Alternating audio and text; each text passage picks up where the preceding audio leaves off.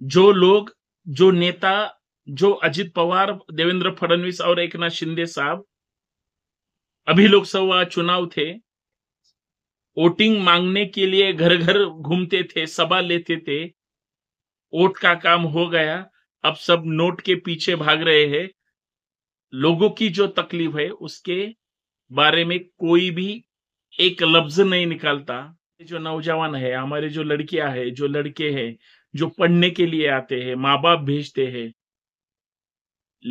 लड़का और लड़की पढ़ने के लिए हो या जॉब के लिए हो, अगर वो इधर आते हैं और कुछ हादसा होने के बाद उनकी डेड बॉडी उनके घर पे जाती है, कैसा लगता होगा उनके परिवार को। मेरे प्यारे भाई और बहनों, कहने वाले सब चुप है, सबकी मिली भगत है, क्योंकि सरकार भाजपा की भी है, आधे एनसीपी की भी है और आधे शिवसेना की भी है।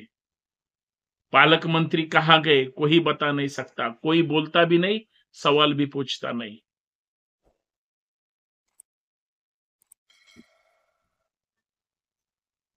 अजित पवार साहब कहाँ चले गए, चुप है। ऊना में जो अग्रवाल बिल्डर का जो बहुत बड़ा हादसा हुआ था, वेदांत अग्रवाल नाम के अल्पवयीन लड़के ने, जो अंडर 18 है, उसने पोर्चो कार, जिससे रात को कल्याणी नगर में एक्सीडेंट किया, उसमें 2 लोगों की जान ली। रात को उसे अरेस्ट हो गया। अजित दादा के ही एक विधायक ने,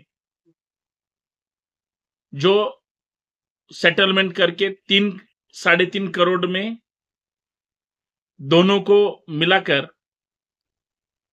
दूसरे दिन बेल कर दी उसकी, और माननीय कोर्ट ने उन्हें निबंध लिखने की सजा दे दी और 15 दिन चौक में खड़े रहकर ट्रैफिक पुलिस के साथ जो पनिशमेंट होता है वो उन्होंने उसे दे दिया। पुणे में हलचल मच गई कि अरे यार, जिन लोगों के हाथ में पैसा है, सत्ता है, संपत्ति है, ये कुछ भी कर सकते, लोगों की जान भी ले सकते। और जिस अग्रवाल का ब्रह्मा बिल्डर के नाम से पुणे में या मुंबई में भी बहुत बड़ा कारोबार है, हजारों करोड़ का लेन देन है, उसी विशाल अग्रवाल नाम के बिल्डर का ये वेदांत नाम का बेटा, जो बेल होने के बाद घर पे आ जाता है और एक रैप सॉन्ग बनाता है, और जिस जिस लोगों ने उसको ट्रोल किया, गालियां गलौज किया, उन सब की माँ बहन वो निकालता है। ये कैसी दलिंदर मानसिकता, नीच हलकट मानसिकता, सत्ता और पैसे की हुकूमत को लेकर अगर कौन करता होगा तो ये कितनी गंदी और दर्दनाक बात है। मैं बात कर रहा हूं पुणे के कार एक्सीडेंट की, जिसमें कोस्टा और उसका साथी जो मध्य प्रदेश के रहने वाले, उनका एक्सीडेंट हो गया। उन्हें तो मुआवजा तो नहीं मिला, लेकिन उनके परिवार के एक का लड़का गया, एक की लड़की गई। लेकिन हमारे महाराष्ट्र की जो गवर्नमेंट है, पुणे के पालक मंत्री गार्डियन मिनिस्टर है, वो 15 दिन से लापता है, चुप है, बातें नहीं करते, क्योंकि सबकी मिली भगत है, ऐसा सभी पुणेकर लोग ऐसे ही बातें करते हैं। मुझे बहुत तकलीफ होती है ये सब सुनकर, देखकर और इस पर विचार कर। महाराष्ट्र के गृह मंत्री देवेंद्र फडणवीस जी पुणे में आते हैं, जो पुणे के सीपी है उनके साथ मीटिंग लेते हैं, सबको सख्ती से पेश आने की ऑर्डर देते हैं, सलाह भी देते हैं। पुणे पुलिस भी एक्शन मोड पे है, उन्होंने भी अच्छा काम किया। लेकिन रात भर पुणे में हमारे पालक मंत्री हो, सब 8 विधानसभा के विधायक हो या जो भी कुछ नेता हो गिने चुने, अगर सबको पाकिट मिल जाता है तो सब खुशी से रहते हैं, क्योंकि रात भर पब शुरू है। कुछ ही दिनों पहले जो ड्रग्स मिला था पूना में, जिसका बवाल पूरे देश में हो गया था, ललित पाटिल करके जो कुछ महीनों पहले वही ड्रग्स कांड सामने आया था।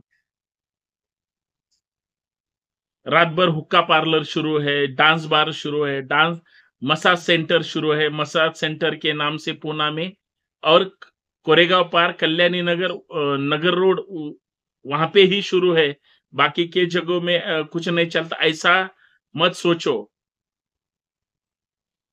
पूना के किसी भी साइड में जाओ, आप इधर कोथरूड, हिंजवड़ी, बालेवाड़ी या भोगाव तक जाइए, या पूरा मुळशी में जाइए, कोंढवा में जाइए, या सब कहां पे भी जाइए, कैंप में जाइए, सोलापुर हाईवे को जाइए, किधर भी आप जा सकते हो, वहां पे आपको रंगरलिया ही देखने को मिलेगी। लेकिन इस पर कोई भी बात नहीं करता। हमारे जो नौजवान है, हमारे जो लड़कियां हैं, जो लड़के हैं, जो पढ़ने के लिए आते हैं, माँ बाप भेजते हैं,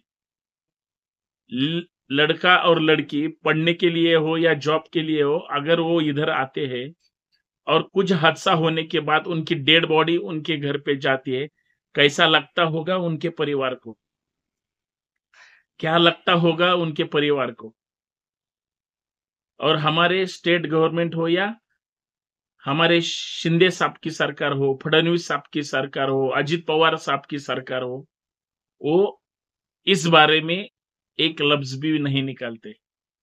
और हमें तो आश्चर्य है, जो पालक मंत्री है, अगर वो ही उस पब के साथ होगे चुप रहकर, वही उस एक्सीडेंट के बिल्डर के साथ होगे चुप होकर, और कुछ पत्रकार बातें करते हैं कि जिस आमदार महोदय ने एक्सीडेंट होने के बाद रात को 3 बजे पुलिस स्टेशन में जाकर 3.5 करोड़ में मामला रफा दफा करने की सोची, और पुलिस वहां के सीनियर पीआई ने बेलेबल ऑफेंस उस पर डाल दिया, और उसको अंडर 18 है करके उसको जमानत मिल जाएगी, ऐसा परफेक्ट प्रोग्राम कर दिया।